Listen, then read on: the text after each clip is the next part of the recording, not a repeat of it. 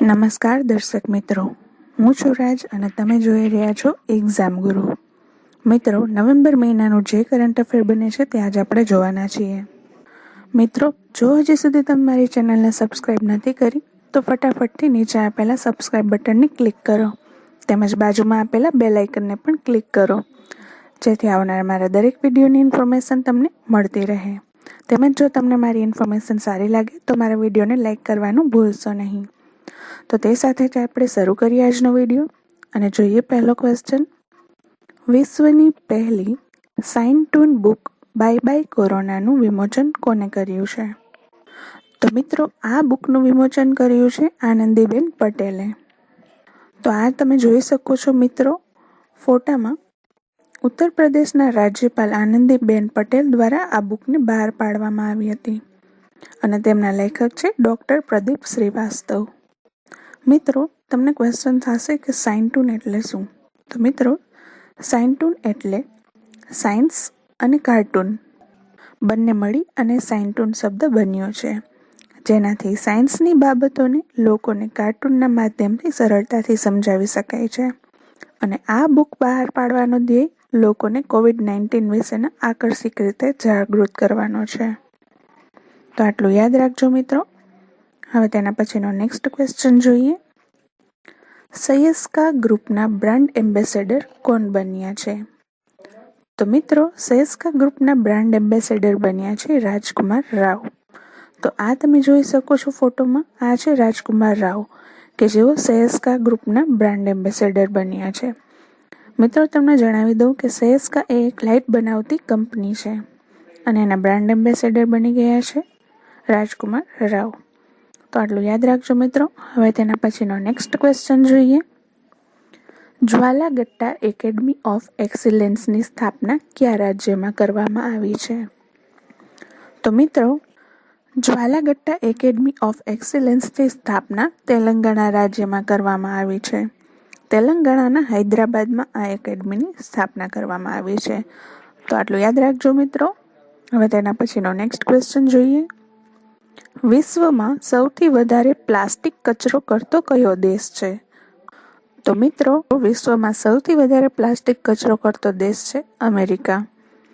Okay મિત્રો, તો આટલું યાદ રાખજો. હવે તેના પછીનો નેક્સ્ટ ક્વેશ્ચન જોઈએ. હાલમાં થલ સેનાના અધ્યક્ષ MM નરવાણેને કયા દેશે સેનાના માનદ જનરલ પદથી સન્માનિત કર્યા છે? તો મિત્રો, નેપાળ દેશ દ્વારા આપણા થલ સેનાના અધ્યક્ષ MM નરવાણેને સેનાના માનદ જનરલ પદથી સન્માનિત કરાયા છે. આ તમે ફોટોમાં જોઈ શકો છો. આ છે MM નરવાણે અને આ છે નેપાળના રાષ્ટ્રપતિ વિદ્યાદેવી ભંડારી. નેપાળના રાષ્ટ્રપતિ વિદ્યાદેવી ભંડારીએ જ સેનાના માનદ જનરલ પદથી સન્માનિત કર્યા છે MM નરવાણેને. તો આટલું યાદ રાખજો મિત્રો. હવે તેના પછીનો નેક્સ્ટ ક્વેશ્ચન જોઈએ. ભારત અને કયા દેશ વચ્ચે નૌસૈનિક અભ્યાસ CARAT થયેલ?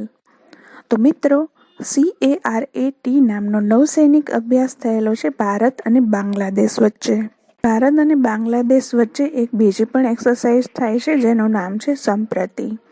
મિત્રો, આ પહેલાં પણ મેં ભારતની અલગ અલગ ડિફેન્સ એક્સરસાઇઝનો વિડીયો મેં બનાવેલો છે, જેની લિંક ડિસ્ક્રિપ્શનમાં આપેલી છે, તો તે એક વખત જોઈ લેવા વિનંતી. તો હવે તેના પછીનો નેક્સ્ટ ક્વેશ્ચન જોઈએ મિત્રો. ભારતના કયા એરબેઝ પર 3 રાફેલ જેટ્સની બીજી બેચ આવેલી હતી? તો મિત્રો, રાફેલની બીજી બેચ જામનગરના એરબેઝ પર આવી પહોંચી હતી. ભારતે 36 રાફેલ માટે ફ્રાન્સ સાથે 2016માં એગ્રીમેન્ટ કરેલ છે.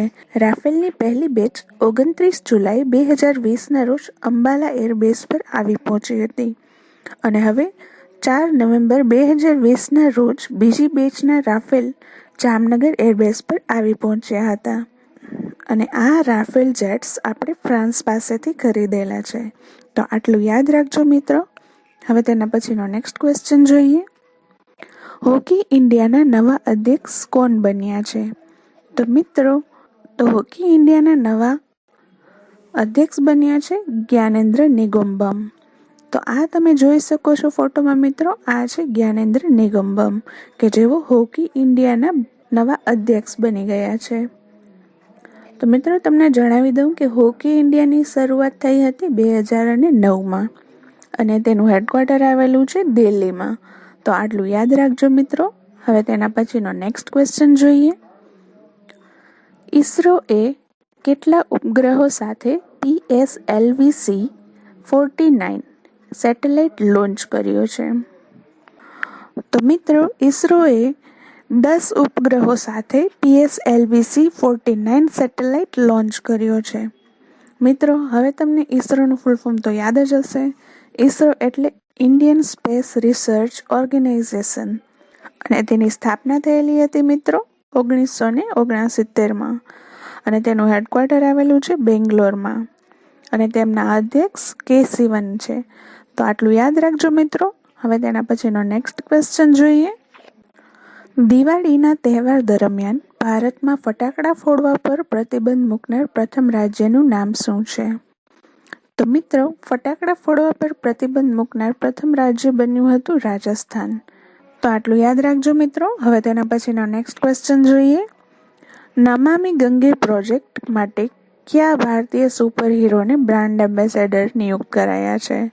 તો મિત્રો નમામિ ગંગે પ્રોજેક્ટ માટે ચાચા ચૌધરીને બ્રાન્ડ એમ્બેસેડર નિયુક્ત કરાયા છે.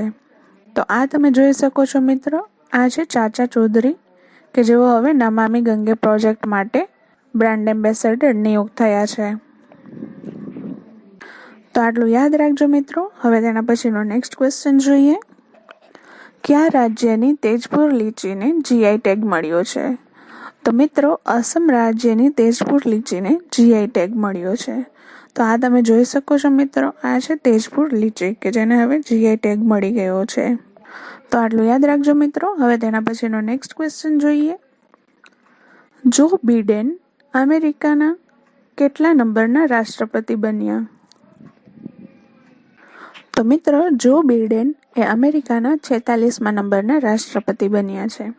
આ તમે જોઈ શકો છો, આ છે જો બિડેન કે જેઓ હવે અમેરિકાના રાષ્ટ્રપતિ બની ગયા છે. તે પહેલા પણ તેઓ 2009થી 2017 સુધી અમેરિકાના ઉપરાષ્ટ્રપતિ પણ રહ્યા હતા. ઓકે મિત્રો, તો આટલી ઇન્ફોર્મેશન યાદ રાખજો. હવે તેના પછીનો નેક્સ્ટ ક્વેશ્ચન જોઈએ. હોર્નબિલ ફેસ્ટિવલ કયા રાજ્ય દ્વારા મનાવવામાં આવે છે? તો હોર્નબિલ ફેસ્ટિવલ મનાવવામાં આવે છે નાગાલેન્ડ રાજ્ય દ્વારા. ઓકે મિત્રો, તો આટલું યાદ રાખજો. હવે તેના પછીનો નેક્સ્ટ ક્વેશ્ચન. અંગ્રેજી ફિલ્મોમાં જેમ્સ બોન્ડનું પાત્ર ભજવનાર પ્રથમ અભિનેતા કોણ હતા? તો જેમ્સ બોન્ડનું પાત્ર ભજવનાર પ્રથમ અભિનેતા હતા સર થોમસ શોન કોનેરી. તો મિત્રો શોન કોનેરીનું હમણાં જ નિધન થયું છે. તો આ ફોટોમાં તમે જોઈ શકો છો, આ છે સર થોમસ શોન કોનેરી કે જેઓ સૌ પ્રથમ જેમ્સ બોન્ડનું પાત્ર ભજવનાર અભિનેતા હતા. તો આટલું યાદ રાખજો મિત્રો. તો મિત્રો આ હતું અત્યાર સુધીનું જે કાંઈ પણ કરંટ અફેર બન્યું હતું તે. મિત્રો જો તમને મારી ઇન્ફોર્મેશન સારી લાગી હોય તો મારા વિડીયોને લાઇક અને શેર કરવાનું ભૂલશો નહીં. તો આ વિડીયોને વધારે ને વધારે શેર કરો જેથી કરીને કોઈ વિદ્યાર્થી મિત્રને આવનારી એક્ઝામમાં હેલ્પફુલ થઈ શકે. ઓકે મિત્રો, તો હવે મળીશું નેક્સ્ટ વિડીયોમાં. ત્યાં સુધી આવજો મિત્રો.